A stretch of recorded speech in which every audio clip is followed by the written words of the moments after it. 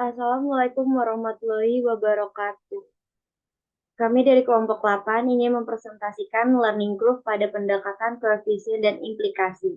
Sebelum dimulai, izinkan saya memperkenalkan anggota saya. Yang pertama ada Cynthia Dewi Anjarwati, yang kedua saya sendiri Putri Andita, dan yang ketiga ada Muhammad Akmal Maulana.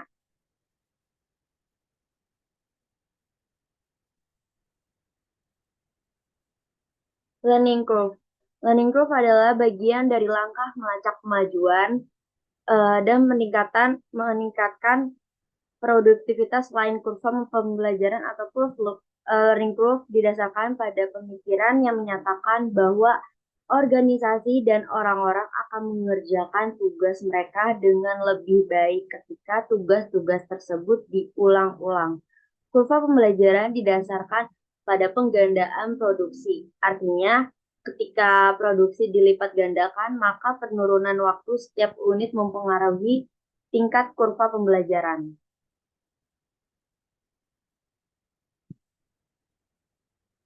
Learning curve pada bidang manufaktur dan jasa. Kurva pembelajaran industri sangat bervariasi. Semakin rendah nilai, maka semakin curam kurva dan biaya lebih cepat menurun. Secara tradisi, kurva pembelajaran dikatakan sebagai pelengkap tingkat perbaikan produk dan proses yang stabil dan terstandarisasi, cenderung memiliki biaya yang dapat merosot lebih tajam daripada produk dan proses lainnya. Selain digunakan pada bidang jasa dan manufaktur, kurva pembelajaran juga bermanfaat untuk berbagai tujuan. Berikut yang pertama ada internal, peramalan tenaga kerja, penjadwalan, penetapan biaya, dan anggaran. Yang kedua ada eksternal, yaitu negosiasi rantai pasokan. Dan yang terakhir ada strategis, yaitu evaluasi kinerja industri dan perusahaan, termasuk biaya dan penetapan harga. Selanjutnya dibacakan oleh Saudari Cynthia. Selanjutnya ada pendekatan learning curve. Nah, prinsip ini ada 3 jalan pendekatan kurva pembelajaran secara matematis. Yang pertama, analisis aritmatika. Pendekatan analisis aritmatika ini adalah pendekatan yang paling sederhana pada permasalahan kurva pembelajaran. Setiap kali produksi berlipat 2, maka tenaga kerja per unit menurun dengan sebuah faktor konstan yang dikenal sebagai peningkatan pembelajaran. Analisis ini tidak memerlukan lamanya waktu yang diperlukan untuk menghasilkan unit lain. Lalu yang kedua ada analisis logaritma. Pendekatan ini dapat menentukan tenaga kinerja untuk setiap unit. Nah, pendekatan logaritma ini juga memungkinkan kita untuk menentukan berapa jam yang diperlukan untuk menghasilkan setiap unit, tetapi ada metode lain yang lebih sederhana. Yang ketiga ada koefisien kurva pembelajaran. Nah, ini akan dibahas di slide selanjutnya.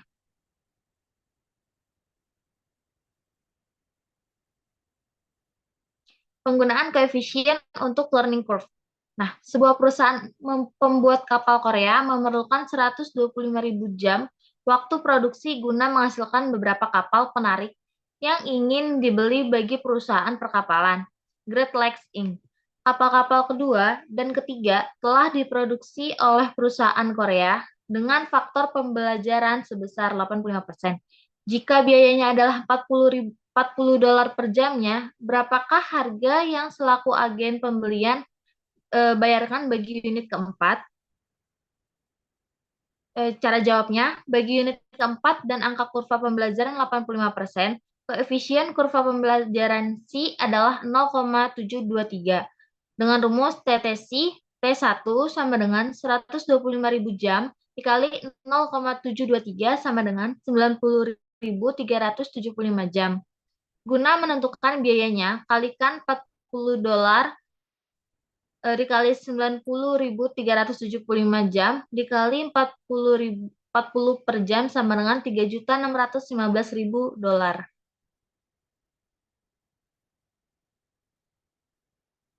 Keterbatasan learning curve.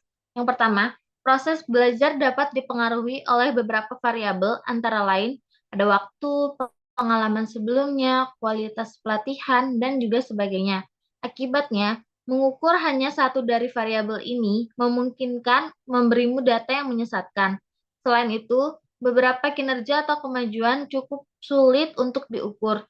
Jika tidak ada hasil khusus seperti produk atau penjualan, akan sulit untuk menentukan satu unit output untuk tujuan mengukur kemajuan. Selanjutnya akan dibacakan oleh Saudara Akmal.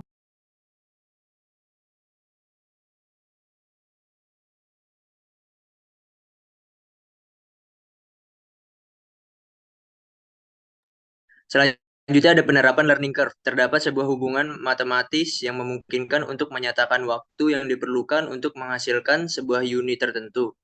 Hubungan ini merupakan sebuah fungsi banyaknya unit yang telah diproduksi sebelum unit yang dipertanyakan tersebut, dan berapa lama waktu yang diperlukan untuk menghasilkannya.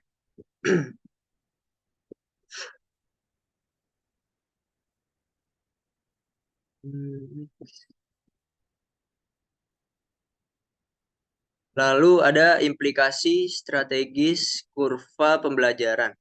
Penerapan penting kurva pembelajaran lainnya berhubungan dengan perencanaan strategis perusahaan dapat melakukan hal ini dengan cara-cara berikut jika terjadi penurunan biaya dan jika strategi perusahaan adalah mencapai kurva yang lebih curam dibandingkan dengan industri rata-rata.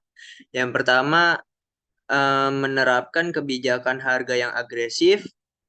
Yang kedua, berfokus pada peningkatan produktivitas dan pengurangan biaya yang berkelanjutan. Yang ketiga, membagi pengalaman. Yang keempat, menjaga kapasitas dapat tumbuh di atas permintaan. Sekian presentasi dari kami, kurang lebihnya mohon maaf. Wassalamualaikum warahmatullahi wabarakatuh.